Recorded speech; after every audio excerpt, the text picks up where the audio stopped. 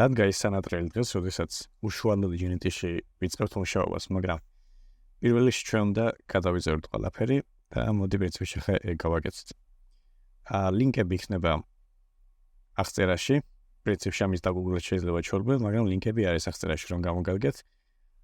პირველ რიგში მოდი ჩავიწეროთ Unity, გადავალთ აგერ საიტზე და ჩამოვალთ ქვევით ეწერება download for Windows. ავირჩიოთ რიგში სადაც ჩავიწერთ. და ანალოგიური გავაკეთოთ Visual Studio-ზე, აგერ Visual Studio Community. ამაში ჩავწერთ ჩვენ კოდებს. დავაჭეროთ download. ესეც ეს. მოდი პირველ რიგში დავაყენოთ Visual Studio. გახსნათ ეს .exe ფაილი. დავაჭეროთ continuous და დავალდოთ.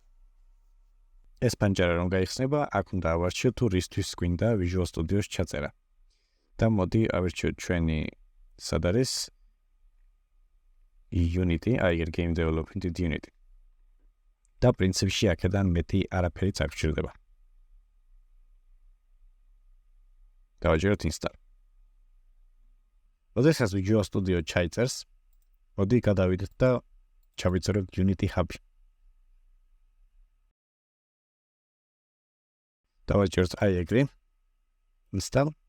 თუ ადგილმდებარება გინდათ შეცვალოთ, აქვე შეცვალეთ, იმიტომ რომ ვეღარ გააკეთებთ ამას. და პრინციპში დიდი ადგილიც არ ჭირდება. როდესაც გადაიწერს, დავაჭიროთ finish, პრინციპში ჩავთვლით ჩვენი Unity Hub-იც.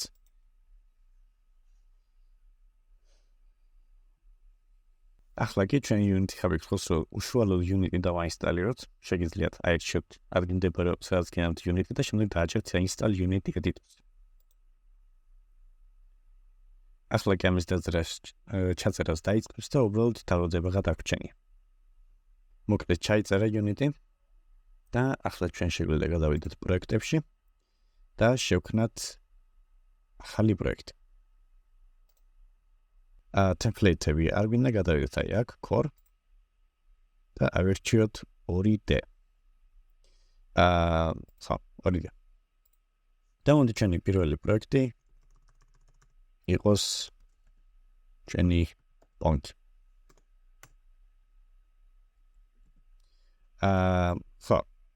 ახლა რასაც მინდა პატარა გაფრთხილება მოგცეთ. საერთოდ თამაშის გაკეთების დროს გინდა იცოდეს ზუსტად რას აკეთებ და როგორ. ჩვენი პირველი თამაში იქნება პონკი. დღეს ძირითადად უფრო Unity-ს შესავალს გავაკეთებ, მაგრამ ეს არის ძალიან დიდი გაფრთხილება თამაშების კეთებისას. საერთოდ რასაც ფიქრობ, რომ მაგალითად ერთი კვირა დაგჭირდება, ალბათ 7-ჯერ მეტი დრო და ენერგია იქნება გამოსაყენებელი. ამიტომ მიგიჩვენოთ, რომ რასაც ფიქრობთ, რომ რისი გაკეთებაც გინდათ, ბევრი ის ყველა ანჯეტია 5 გაკეთება, ანჯეტია 6-ის რაღაც სასწაული თამაშის ძალიან უნდა მოვთოყოთ ეს ამბიციები, რომ პირველ რიგში შეძლო რაღაცა ისწავლო და რაღაცა გააკეთო. თორე თუ ვერ დაასრულე, ისეთ რაღაცა ქვის აწევამდე ლუც არ უნდა ეზიდებოდა. ამიტომ ჯერ პატარა კენჭები ივზიდოთ და მე იქნება რაღაცა გამოვიდეს. ეს არის მთლიან რაც უნდა გადამიღო და რაც არის გადასახები აი ამ პონგის გაკეთებას და უკვე ძალიან ბევრი რაღაცა არის აქ. ამნაირ ელემენტარულ თამაშში ამდენი რაღაც არის გასაკეთებელი, ამიტომ ძალიან კარგად დაუკვირდეთ ამ გაფრთხილებას, დაგჭირდებათ, დავიჯერეთ.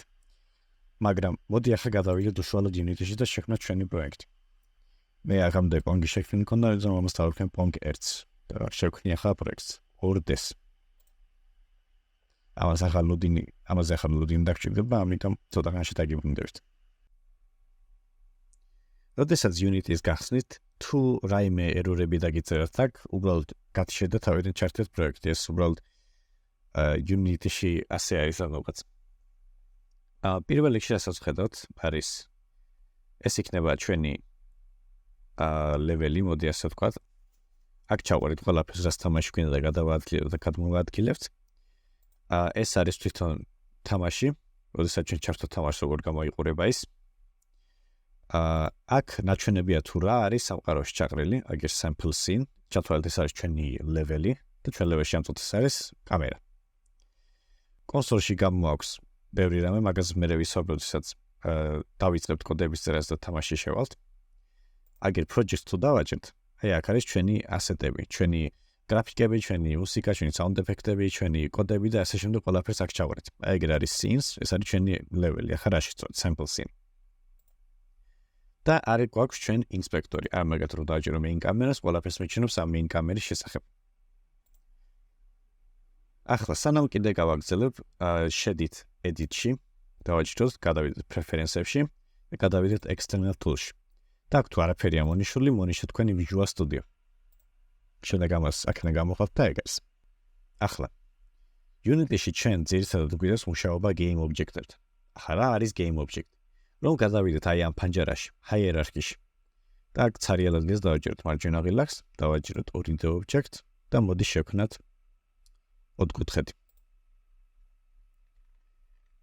GameObjects Unity-ში გააჩნია ადგილმდებარეობა, გადაბრუნვის კოეფიციენტი და ამ ობიექტის ზომა. ეს არის GameObject. ამას შემდეგ შეგვიძლია დავამატოთ სხვა კომპონენტები, მაგალითად დაჯახების კომპონენტი, გრაფიკების კომპონენტი, რომელიც ახაია გვაქვს sprite render-ი, რომელიც გრაფიკებს დაგვიხატავს ამ ობიექტზე. ფიზიკის ობიექტი, რომელიც საშუალებას მოგცემს, რომ გრავიტაცია ქონდეს ობიექტს და უბრალოდ გაშიშებული არ იყოს აერში. ეს ყველაფერი უნდა დავუბრუნო თავის თავდაპირველ სახეს და რომ გადავიდეთ აი ამ game ფანჯარაში. და ჩავშთოთ ასე. შევხედოთ რა ხდება. გვაქვს ჩვენი ოთხკუთხედი თამაში და გვაქვს ჩვენი კამერა. უბრალოდ არაფერი არ ხდება, მაგრამ აი ჩვენი კვადრატი არის აი აქ ეკრანზე. თუ დააჭერთ ზევით თუ შეხედათ აგერ არის stats. გიჩვენებთ ყველაფერს რაც აქ ხდება, აგერ არის FPS-იც. მე პირადად გირჩევთ, რომ როდესაც ახალი დაწყებული აქვს თამაში შექმნა, მით უმეტეს 2D და მით უმეტეს როდესაც კარგი კომპიუტერი აქვს. აქ იქნება ძალიან დიდი FPS, ძალიან ბევრი FPS. ეს არაფერში არ გჭირდება, უბრალოდ ჩვენ ვიდეო კარტას დავღლით. ხო და მოდი ისე გავაკეთოთ, რომ ეს FPS-ი დავაყენოთ ჩვენს მონიტორის refresh rate. ანუ რამდენ FPS-ის გამოსახოთ შეუძლია ჩვენ მონიტორს, მოდი იმაზე დავაყენოთ. და ეგ უნდა გავარჩიოთ აი აქ, დავაჭერთ აქ free aspect, რო არის ჩამონათვალი, VSync ჩავთვით. და აი როგორც ხედავთ, ჩემთან 60 FPS-ზე გააშიშა ეს მონაცემი. ახლა თქვენ თუ გინდა შეგიძლიათ აქ გაერჩიოთ რა ზომა იყოს კამერის თვალთახედვა. შეგიძლიათ დაიშვათ ზუსტი რეზოლუცია. მე პირადად 16:9-ზე ვიჩვენ, იმიტომ რომ ყველა მონიტორი პრინციპში უმეტესობა მონიტორებს ყოველ შემთხვევაში ამ ზომაზე არის დაყენებული. ჩვენ free aspect-ად შეგვიძლია მუშაობა, მაგრამ მოდით ჯერჯერობით 16:9-ზე იქნება დაყენებული. შეგვიძლია სტატები გავდეშოთ და მორჩეთ თამაშს. მოდი ახლა ნელა ნახოს თუ სხვა კომპონენტები რას აკეთებენ. მაგალითად მე რო თქვი აი ფიზიკის კომპონენტი. ფიზიკის კომპონენტს ქვია rigid body და ჩვენ გვიდა rigid body 2D, იმიტომ რომ 2D თამაშს ვაკეთებთ. ამას აქვს თავისი ბასა, ჰაერი როგორ მოქმედებს მაგაზე, მისი გრავიტაციის მაჩვენებელი და ეს დანარჩენები, რომელსაც მე ახსნევ, ეს დაგჭირდება. ჩვენ რო ჩართვით ახლა თამაში. შევხედავთ რომ ეს კვადრატი წესით და რიგით ჩავარდება. კი, ზუსტად ასე. ჩვენ შეგვიძლია ეს რაღაც გავაკეთოთ. გადავიდეთ აქ scene პანჯერაში და შეგვიძლია გადავცვალ გადმოცვალოთ რაც გვინდა. მოდი ცოტა ზევით ავიყვანოთ ეს კვადრატი და ქვევით შევქმნათ ახალი GameObject-ი. იყოს ისევ ჩვენი კვადრატი და იყოს ეს ჩვენი და იყოს ეს იატაკი. ფერ შევუცვლი. იყოს რაიმე სხვა, მოდი, რა ვიცი. იყოს ეს. ჩამოვიდან ცოტა ქვევით და ზომაში გავსვით. მაგრამ ახლა მე რო ეს ჩავთო. ეს ჩვენი კვადრატი უბრალოდ მეორე კვადრატს გასწდება და არ დახტება ზევიდან. იმიტომ რომ დაჯახების კომპონენტი ცალკე უნდა დაამატო GameObject-ებში. აი და მოდი ახლა დაჯახების კომპონენტი დავამატოთ ჩვენს კვადრატს. დავწეროთ აი ეგ box collider 2D.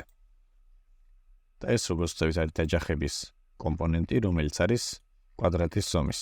აი რომ ნახოთ, edit collider-ზე დავაჭირო, ეს მწვანე ზოლები არის ჩვენი დაჯახების მაჩვენებელი. ამ არეალში შეუძლია და შეგიძლია დაეჯახოს სხვა რაღაცებს. ეს თავის თავდაპირველ ზომას დაუბრუნებ. რა ზომაცა კვადრატი იმ ზომის დაჯახების არეალი ქონდეს. მაგრამ ახლა ჩვენ ეს თამაში რომ ჩავთვით, ეს რაღაც მოხდება. ჩვენი კვადრატი ესე უბრალოდ ქვევით ჩავარდა. რა ხდება ახლა აქ? ჩვენს კვადრატს შეიძლება აქვს დაჯახების კოეფიციენტი, მაგრამ ჩვენს იატაკს არ აქვს. ამიტომ ეს რო ეძებს რაღაცას რო დაეჯახოს, ეძებს სხვა დაჯახების კომპონენტებს, მაგრამ არც ერთს არ აქვს სხვას ეს. ამიტომ მოდი ჩვენს იატაკსაც დავუმატოთ. დაჯახების კომპონენტი, ჩვენი box collider-ი და აი ახლა ჩავშოთ თამაში. აჰა. ჩვენი კვადრატიც დაეცა მიწას. კარგი. მოდი ახლა რადგან ეს ყველაფერი ჩვენ ნახეთ და გავიარეთ. მოდი გადავიდეთ სცენაში. და წავშალოთ ეს ჩვენი იატაკი და კვადრატი. ჯერჯერობით არაფერი გავიკეთებია ისეთი, მაგრამ file და დავაჭიროთ saves, შენახვას. და იმახსოვრეთ Ctrl+S-ის shortcut-ი. ბევრჯერ გამოგადგებათ, ყველაფერს ასაც დავადებთ თამაში, არ დავიწყოთ დააჭიროთ Ctrl+S, იმიტომ რომ რამე მოხდეს და გაქრაშოს პროგრამა, რაც აუცილებლად მოხდება. ნებისმიერ პროგრამაში 1000 ერთხელ მაინც გაჭედავს. თუ შენახული არ გვაქვს, ბევრი რამე დაიკარგება, ამიტომ ეგ არავის არ უნდა თავის თამაში, მით უმეტეს როდესაც დიდ თამაშს აკეთებ.